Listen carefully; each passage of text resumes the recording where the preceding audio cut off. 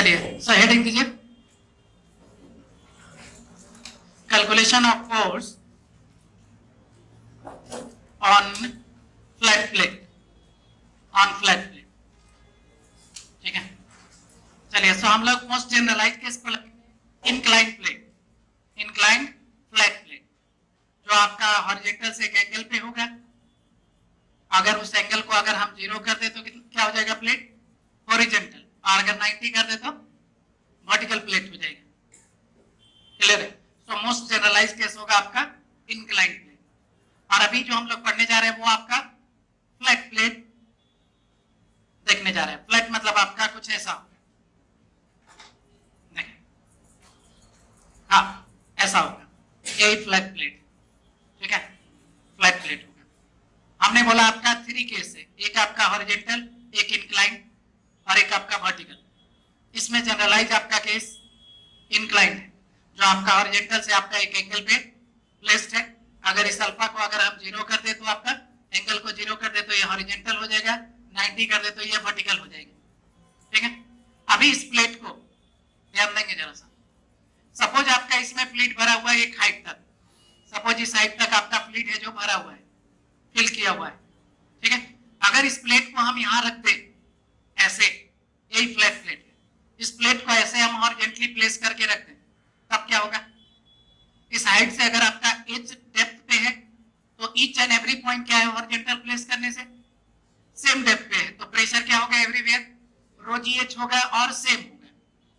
और अगर प्रेशर आपका होल प्लेट पे क्या हो, होल एरिया पे सेम हो, तो हम लोग प्रेशर इनटू एरिया डायरेक्ट क्या निकाल सकते हैं? फोर्स निकाल सकते हैं, और that force will be pressure force. Understood है? तो सिंपल हम फोर्स बोलते रहे। लेकिन अगर इसको हम इंक्लाइंड या वर्टिकल कर दे, इंक्लाइन और वर्टिकल कर दे, तब क्या प्रॉब्लम आएगा? जरा ध्यान दीजिए। वर्टिकल या इंक्लाइन कर दे, अगर हम सपोज इंक्लाइन करें तो यहां तक फ्लूइड आपका यही फ्री सरफेस है। यहां से देखा जाए तो ये लाइन जो हम दिखा रहे हैं, अगर इसको लाइन बाय लाइन अगर हम ब्रेक करें इस प्लेन को, तो क्या होगा? ऊपर का लाइन जो है अपर सरफेस, सरफेस का ऊपर वाला लाइन आपका h1 हाइट पे है सपोज, तो यहाँ पे आपका ईच एंड एवरी पॉइंट क्या होगा? इस लाइन का सेम ही आपका हाइट पे होगा, तो हर जगह प्रेशर क्या होगा? सेम होगा। लेकिन जैसे ही अगर हम नीचे का लाइन पे जाए तो डेप्थ क्या होते जाएगा? चेंज होते जाएगा और बढ़ते जाएगा। तो अगर नीचे का एक दूसरा लाइन हम पकड़े तो उस पर प्रेशर क्या होगा? ज्यादा होगा, लेकिन उस लाइन पर का ईच एंड एवरी पॉइंट का प्रेशर क्या होगा? सेम होगा। अगर ये H2 है तो रोजी H2 होगा।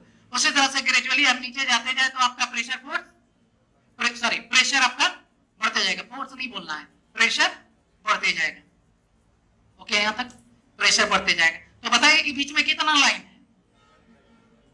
इनफाइनाइट लाइन है, और प्रेशर आपका चेंज हो रहा है, और pressure always act perpendicular to the surface. अगर ये नीचे भी जाएगा, एक लाइन पे बात करें तो ईच एंड एवरी पॉइंट पे क्या होगा? प्रेशर ऐसे परपेंडिकुलर होगा, और सारा का सारा लाइन क्या होगा? प्रेशर का लाइन, प्रेशर फोर्स, प्रेशर का लाइन आपका पैरेलल होगा। इसका मतलब आपका डायरेक्शन सेम होगा। पैरेलल चीजों का डायरेक्शन, पैरेलल का मतलब डायरेक्शन सेम। फिर नीचे वाले लाइन में जाए तो प्रेशर का मैग्नीट्यूड क्या होगा? अलग हो जाएगा और ज्यादा हो जाएगा, बट प्रेशर का डायरेक्शन, इसका मतलब पूरे प्लेट पे आपका एवरी आपका पॉइंट पे क्या होगा? डायरेक्शन हमेशा सेम होगा, परपेंडिकुलर होगा और सबका सेम होगा। लेकिन मैग्नीट्यूड हम जैसे जैसे ग्रेजुअली नीचे जाएंगे चेंज होगा। क्लियर है? तो डायरेक्शन सेम होगा बट मैग्नीट्यूड चेंज होगा। चाहे आपका डायरेक्शन चेंज हो या मैग्नीट्यूड चेंज हो, दोनों में से अगर कोई भी चेंज हो जाता है तो हम लोग डायरेक्ट प्रेशर इनटू एरिया नहीं कर सकते। आप बताइए अगर हम ये वर्टिकल प्लेस करते तो फिर मैग्नीट्यूड चेंज होते जाता, लेकिन हॉरिजॉन्टल ही केस ऐसा हुआ कि मैग्नीट्यूड क्या रहा? सेम रहा, और डायरेक्शन तो सेम था। बाकी इंक्लाइंड और वर्टिकल के केस में हमारा प्रेशर का मैग्नीट्यूड चेंज हो रहा है बट डायरेक्शन ठीक है, सेम है। तो ये रहा आपका फ्लैट प्लेट, और हम डायरेक्ट प्रेशर इनटू एरिया नहीं कर सकते, तो हमें क्या जाना होगा? हमें एलिमेंट से जाना होगा pressure into d A, P into d A equal to d F type का कैलकुलेशन बनाना होगा। यहां तक ओके? दूसरा सुनिए, हम थोड़ा सा कर्व प्लेट को यहीं से देख लें। ठीक है, कर्व प्लेट कैसा होगा, ऐसा, ये रहा कर्व प्लेट। कोई शेप लिए रहेगा, जनरल शेप लिए रहेगा, जैसे आपका सिलेंडर जैसा शेप लिए रहेगा, हाफ लेगा, फुल लेगा, क्वार्टर, 1/4 लेगा, लेकिन आपका ये सिलेंडर जैसा कुछ नॉन ज्योमेट्री टाइप का शेप आपका लिए रहेगा, या स्फेरिकल टाइप का होगा, कुछ ऐसा। अगर अभी हम मान लिया कि ये सिलेंडर टाइप का ले ले, हाफ सिलेंडर या 1/4 या कुछ पोर्शन ऐसा ले ले, अभी देखिए तो जरा क्या होता है, अगर हम ऐसा प्लेस करें तो ऐसा प्लेस किया हुआ एग्जैक्टली ऐसे ही, एग्जैक्टली ऐसे ही हमारा है कर्व है। बताइए यहाँ पे हाइट क्या होगा, इस लाइन पर का ईच एंड एवरी पॉइंट का हाइट यहां से सेम होगा, तो प्रेशर सेम होगा और नॉर्मल ऐसे होगा। अगर यहाँ लाइन की बात करें तब प्रेशर क्या होगा, ज्यादा होगा और ईच पॉइंट पे सेम होगा, बट डायरेक्शन क्या होगा, सबका अलग अलग होगा, और नॉर्मल होने से क्या होते जाएगा अलग। यहाँ डायरेक्शन और मैग्नीट्यूड दोनों क्या हो रहा है, चेंज हो रहा है, इसीलिए इसका स्टडी क्या होगा, यहाँ भी इंटीग्रेशन होगा और इसका स्टडी अलग हेडिंग के अंदर होगा, अलग टाइटल के अंदर होगा, इसीलिए हम इसमें मिक्स नहीं कर सकते। अभी जो हम पढ़ने जा रहे हैं उसमें सिर्फ मैग्नीट्यूड चेंज है, डायरेक्शन चेंज नहीं है।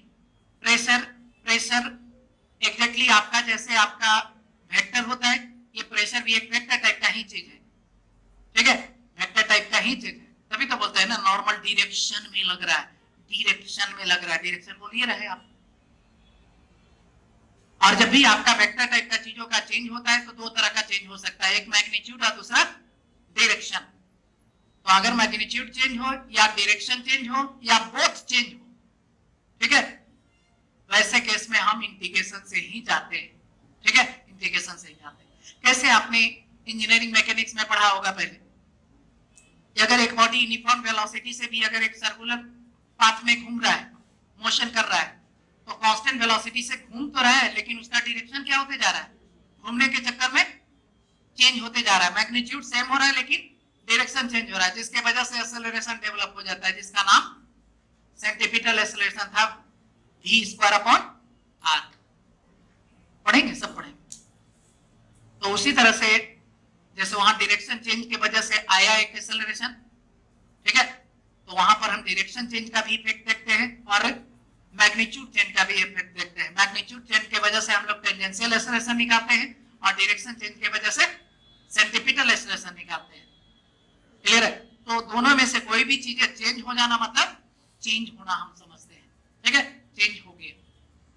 और जब भी चेंज हो गया तो यहाँ इस चैप्टर में हमारा इंटीग्रेशन होगा, क्योंकि हम फोर्स कैलकुलेट करते हैं और force equal to pressure into क्या होता है, एरिया होता है। और हमने बताया था कि जब भी आपका कोई क्वांटिटी वेरिएबल है और उसके साथ कोई डायमेंशन है, तो अगर वो डायमेंशन के साथ प्रोडक्ट है, अगर वो product direct that variable into आपका डायमेंशन लिखाएगा, जब आपका पूरे वो डायमेंशन पे क्या हो, वो वेरिएबल कांस्टेंट हो, दैट इज आपका P इनटू A आपका फार्मूला है फोर्स का। तो पूरे एरिया इज ए डायमेंशन, अगर पूरे एरिया पे आपका प्रेशर सेम है तभी हम P इनटू A करेंगे, अदरवाइज एलिमेंटल जाएंगे। कोई भी आपका डायमेंशन के साथ कोई वेरिएबल मल्टीप्लाइड है और एक आपका वेरिएबल बन रहा है, तो हम पूरे डायमेंशन पे सेम होने से ही डायरेक्ट मल्टीप्लाई करते हैं, अदरवाइज एलिमेंट से जाना होता है। चलिए, तो अभी हम लोग कवर करेंगे इंक्लाइन। इंक्लाइन से हमारा वर्टिकल भी हो जाएगा और हॉरिजॉन्टल का कैलकुलेशन का कोई मीनिंग नहीं बनता। क्या मीनिंग बनेगा, डायरेक्टली आपका रो जी एच क्या हो जाएगा, एवरीवेयर यूनिफॉर्म हो जाएगा। तो 3 केस हमने जरूर शुरू बोला, लेकिन एक्चुअल में 2 ही केस है आपका, एक इंक्लाइन और दूसरा वर्टिकल। हॉरिजॉन्टल वाला में तो प्रेशर आपका चेंज हो ही नहीं रहा है, मतलब ना तो डायरेक्शन चेंज हो रहा है ना ही मैग्नीट्यूड चेंज हो रहा है, ठीक है। इसीलिए हम लोग हॉरिजॉन्टल वाला क्या किया, पहले भी कैलकुलेट कर चुका है, ठीक है, पहले भी कैलकुलेट किया। तो जरा देखेंगे, मान लिया कि एक प्लेट है जिसका आपका डायमेंशन ऐसा है, a/b है, b आपका लेंथ है और विड्थ आपका a है, ठीक है। और इसमें मान लिया कि फ्लूइड आपका यहां तक भरा हुआ है, इसका ये फ्री सरफेस है और मान लिया ये सपोज वाटर ही है, तो बताइए यहां से डेप्थ कितना होगा, h। तो बताइए ईच पॉइंट का प्रेशर कितना हो जाएगा, रो जी एच, और लगेगा कहां, नॉर्मल टू द सरफेस लगेगा, और पूरे पे आपका सेम होने से P into area pressure force हो जाएगा, और ये रो जी एच ए हो जाएगा, और ये रो जी एच ए बी हो जाएगा, because area is A into B. इसका मतलब, और ये ऐसे नहीं है बेसिकली, ऐसे, समझ में आ रहा है? और अगर ये प्लेट ऐसे है तो ऐसे रख दे तो चेंज होगा, ऐसे रख दे तो कोई फर्क नहीं पड़ता। उसी तरह से छोटा नोटबुक देख, उसी तरह से ये प्लेट में भी ध्यान रखना, कभी कभी लड़का बहुत कंफ्यूज होता है। ये प्लेट मान लिया ये इंक्लाइन अल्फा है या थीटा है, तो ये ऐसे रखे, पूरा पानी भरा हुआ है, ऐसे रखे, ऐसे रखे, कोई फर्क? ऐसे कहा, पानी तो ही है ना, देखो ये हाइट बदला, हमने थोड़े ऐसे किया, हमने क्या किया? क्या प्रेशर बदलेगा?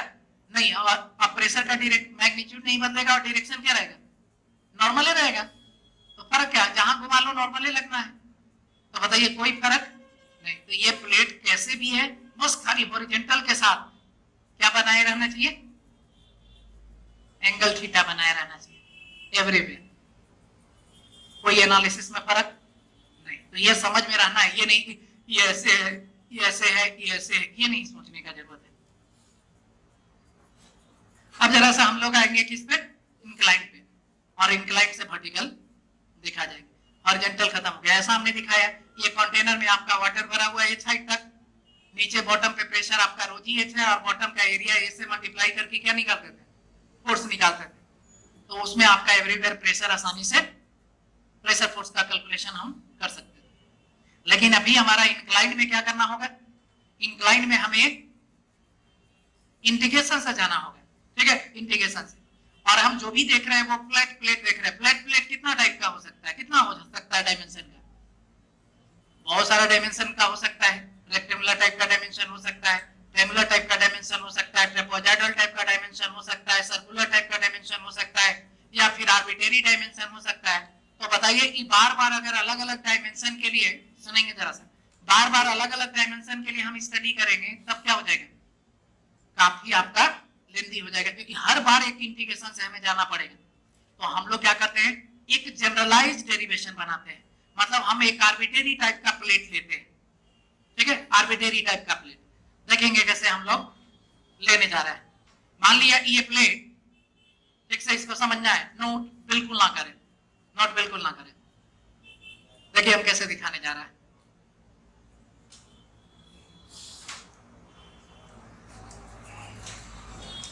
ये रहा प्लेट। ये प्लेट बेसिकली कैसे है? बिल्कुल ऐसा है, ये ऐसे रखा हुआ है, ठीक है।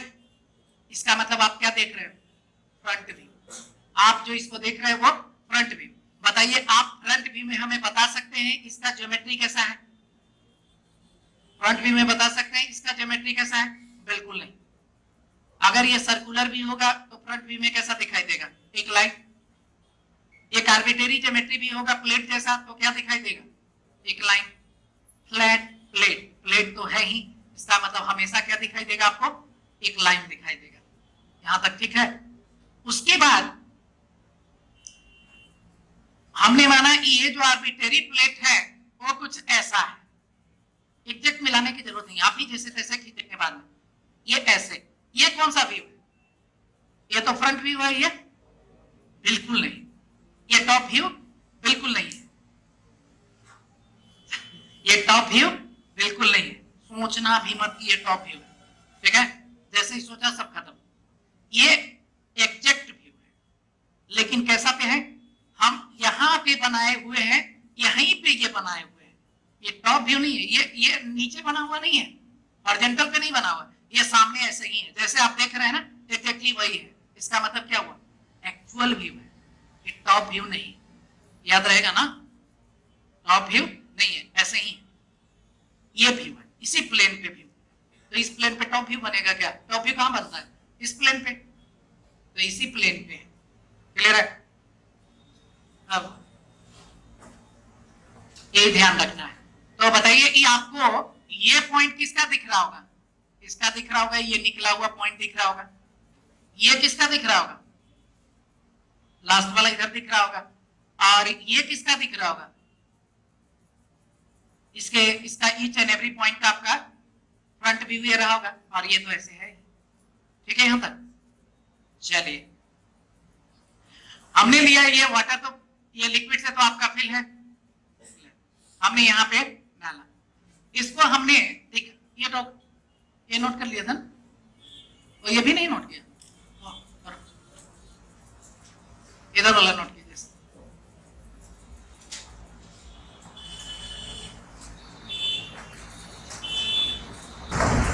और ये भी आपका कैसे बना हुआ है? ऐसे नहीं, कैसे बना हुआ था? ऐसे। तो बताइए नहीं हो गया? तो ये तो टॉप व्यू हो भी जाएगा जब ये बॉटम, ये आपका हॉरिजॉन्टली प्लेस है, तो इसका ये सामने का व्यू भी टॉप पे व्यू रह जाएगा, तो ये अलग बात। चलिए देखेंगे, इसको हमने ऐसे एक्सटेंड किया और एक्सटेंड करते हुए यहां तक ले गया, ये जो एंगल बनाया सपोज वो थीटा है, यही थीटा 90 कर दे तो क्या हो जाएगा? थीटा 90। देखिए ध्यान से समझिए इसको, हमने ये हॉरिजॉन्टल से ये थीटा लिया है, तो 90 कर की तरफ नहीं होता, ऐसे, तो ऐसे होगा, तो ये प्लेट कैसा आ जाएगा? देखिए जरा सा, थीटा बढ़ाते जा रहा है एरो के डायरेक्शन में, वर्टिकल हो जाएगा ना, ऐसे समझना है, नहीं तो वर्टिकल हो समझ में नहीं आता लोगों को। ये थीटा एंगल पे आपको है। अभी यहां पर का हाइट एक होगा और इसके कॉरस्पॉन्डिंग एक प्रेशर होगा, एक हाइट यहां होगा फाइनल, इसके कॉरस्पॉन्डिंग एक प्रेशर होगा, यहां सबसे मिनिमम होगा और यहां सबसे मैक्सिमम होगा, और बीच में इन बिटवीन होगा, इन बिटवीन होगा, मतलब प्रेशर का वेरिएशन है, ये मालूम है। तो हमने क्या किया कि हमने एक एच डेप्थ पे, कितना पे? एच डेप्थ पे यहां, तो बताइए कि यहां से इसका हाइट क्या होगा? अगर इसके सामने ये इसका प्रोजेक्शन है, तो बताइए कि यहां से हाइट कितना रहा होगा इसका, पानी का फ्री सरफेस का, यहां से, है ना, ये ऐसे है, तो ईच एंड एवरी पॉइंट कितना पे है? अगर ये टॉप व्यू होता तो होता, चलिए, तो इसका ईच एंड एवरी पॉइंट क्या है? सेम हाइट एच पे, और प्रेशर कितना होगा इस पॉइंट पे? प्रेशर आपका रो जी एच होगा, इसका ईच एंड एवरी पॉइंट का प्रेशर रो जी एच होगा, कोई दिक्कत बिल्कुल नहीं, इसको उठाएगा।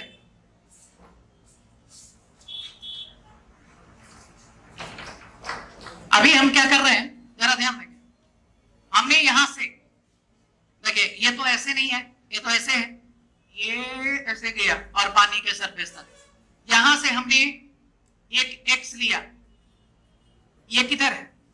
ये वाटर ऐसे है, ऐसे हमने यहां से एक एक्स लिया, एक्स लिया, बताएंगे एच और एक्स में क्या रिलेशन है? H by x equal to sine theta, so x equal to आपका एच साइन थीटा, बिकॉज ये वाला ये ऐसे है ना, तो इधर से ये लेंथ एक ट्रायंगल बनाएगा। चलिए उसके कौन सा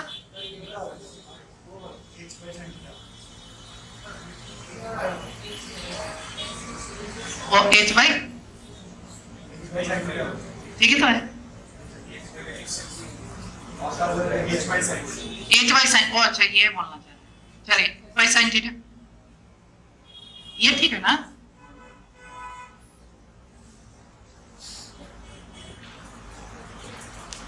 ये बेसिकली कैसा हुआ, आप इसको अगर ढंग से समझें, देखिए शुरू यही सब चलते दिखाते हैं ना, ये ऐसा है, ये ऐसा है, ठीक है, इसका ये लाइन पे जो हमने लिया है, इस पे सबका हाइट क्या है?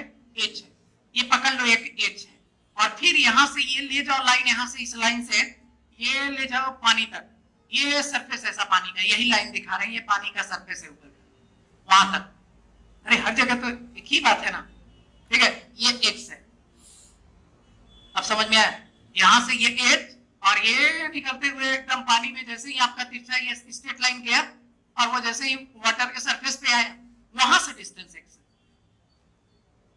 तो आप इसको उम्मीद मत कीजिए कि यहां दिखाएंगे, वाटर का सरफेस है, ये लाइन वाटर का सरफेस है, ऐसे एक हॉरिजॉन्टल लाइन है, ये वही है, ये हॉरिजॉन्टल लाइन है, यही ऐसे जाके सीधा आपका क्रॉस किया और वाटर सरफेस को काटा,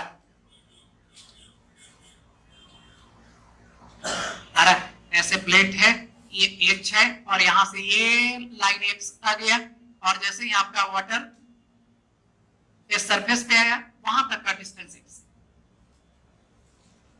आ रहा है या नहीं?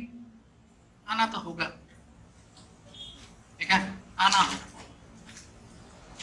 अब जरा ध्यान देंगे, और रुको, एलिमेंट काटते हैं। तो अभी हमने x लिया और x पे हमने dx काटा, x पे हमने dx काटा। बताइए कि यहां पर आपका प्रेशर, अगर मान लिया कि हम इसका एरिया का बात करें तो dA एरिया होगा। एरिया कितना होगा? dA होगा। ये आर्बिट्रेरी ज्योमेट्री, अगर हम रेक्टेंगल लेते तो b इंटू dx करके कुछ लिख जाते, ट्रायंगल लगते कुछ हम लिख जाते, लेकिन हम आर्बिट्रेरी ज्योमेट्री कवर करना चाहते हैं। तो ये dA, तो d हम लिखने नहीं जा रहे, बट dA एरिया होगा ना, आप ऐसा समझ लो। ये dA एरिया, बताइए ऑलमोस्ट dA एरिया का हाइट फ्री सरफेस से कितना होगा? फ्री सरफेस से h होगा, जो ये ज्यादा नीचे तो गया नहीं, इसका मतलब ये पूरे dA एरिया ऑलमोस्ट h ही डेप्थ पे होगा। इसका मतलब एवरीवेयर प्रेशर कितना होगा? रो जी h ही होगा। तो आप बताइए कि P इंटू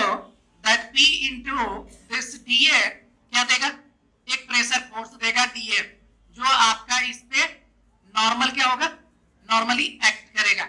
मतलब आप ऐसा बता सकते हैं कि ऐसा नॉर्मली एक्ट करेगा dF, ये ऐसे एक्ट कर रहा है dF।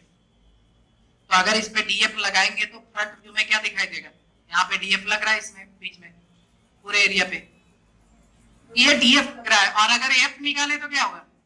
इंटीग्रेशन, और यही F का कैलकुलेशन है। तो P को क्या लिखेंगे? रोजी H, रोजी H हाइट से पिक्चर बनता है, X से नहीं बनता। और dA कितना हो जाएगा? dA हो जाएगा।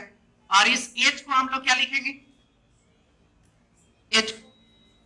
H को हम लोग लिख सकते हैं, रोजी तो आपका कांस्टेंट है, सो H को लिख सकते हैं x sin थीटा, और ये dA होगा।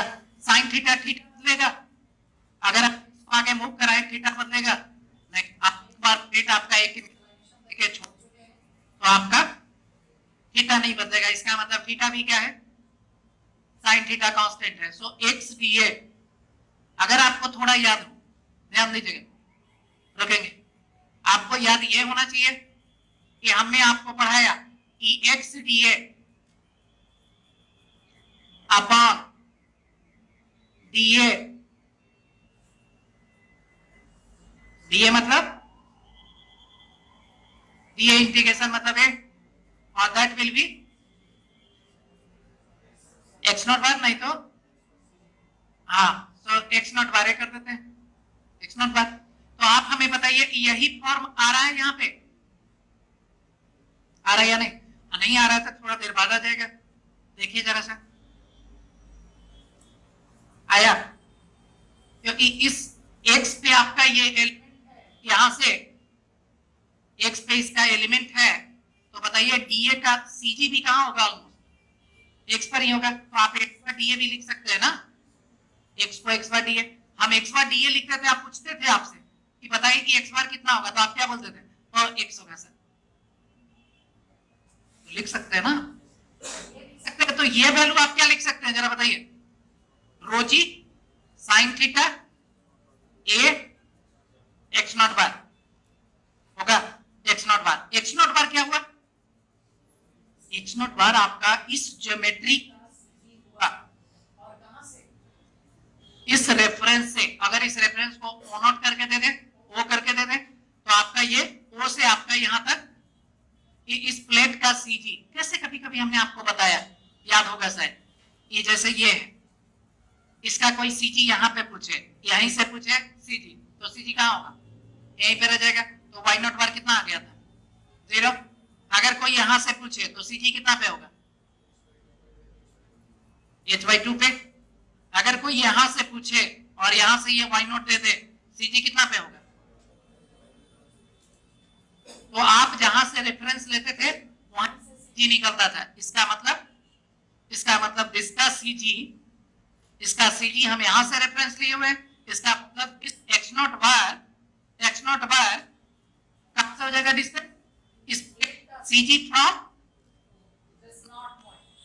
नॉट पॉइंट, तो इसका CG मान लिया रेक्टेंगल होता है यहाँ पे, तो कितना पे लिख देते? अगर इसका ये होता तो h/2 लिखते और प्लस यहाँ से यहाँ तक का डिस्टेंस लिखते। तो मान लिया कि इसका आर्बिट्रेरी ज्योमेट्री का CG यहाँ पे है, ध्यान दीजिएगा, मान लिया कि आर्बिट्रेरी ज्योमेट्री का CG यहाँ पे है, that is this place xg, रुक जा x0 bar, this one is x0 बार, जैसे निकालते हैं ना यहाँ पे x0 बार। तो बताइए कि x0 बार है, और अगर हम यहाँ पे इसको प्रोजेक्ट करें और इस हाइट का नाम h बार दे दें, h0 बार भी देते तो h बार रहने देते, बार बार यूज होना है इसको, h बार। तो बताइए कि h बार और x0 बार में क्या रिलेशन है? h bar upon x0 bar will be equal to sine theta. तो बताइए कि h बार कितना लिखा जाएगा? x0 बार साइन थीटा, और हमें बताएंगे कि यहाँ पर क्या, रुक जाइए ना थोड़ा, x0 बार साइन थीटा को क्या लिखा जाएगा? h बार ए है, h बार ए, तो रोजी h बार ए, रोजी h bar A will be the आपका फोर्स। क्लियर है? कैसे अप्लाई करेंगे इसको हम आगे देखते हैं, सो आप इतना पहले छपिए।